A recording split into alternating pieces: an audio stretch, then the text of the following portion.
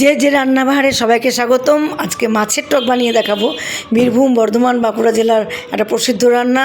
সবার ভাতের পাতে মাছের টক খুব ভালোবাসে সবাই। দেখুন আপনারা কীভাবে বানাই।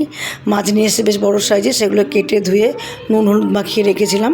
এবার ফ্রাই প্যান বসিয়ে তাতে তেল দিয়ে সর্ষের মাছগুলোকে ভেজে তুলে রাখবো।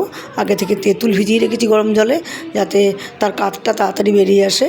এবার ওই মাছ ভাজা তেলটায় 3-4টে শুকনো লঙ্কা ফোড়ন আর 5 ফোড়ন দিয়ে তারপর তেঁতুলগুলো জলটা ঢেলে দেবো। পরিমাণ মতো জলটা দেবো যাতে সব মাছগুলো ডুবে যায়। তারপর ঝোলটা ফুটলে তার মধ্যে স্বাদ মতো নুন আর দেবো চিনি আর হলুদ।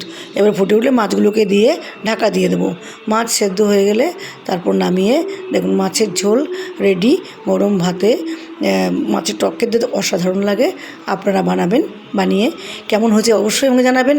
লাইভ সাবস্ক্রাইব করতে ভুলবেন না কিন্তু। সবাইকে অনেক ধন্যবাদ। মাছের টক কেমন হয়েছে অবশ্যই জানাবেন আমাকে, কারণ এটা সত্যি খুব ভালো রান্না। যারা খাননি তারা ট্রাই করে দেখবেন। কেমন? সবাই ভালো থাকুন।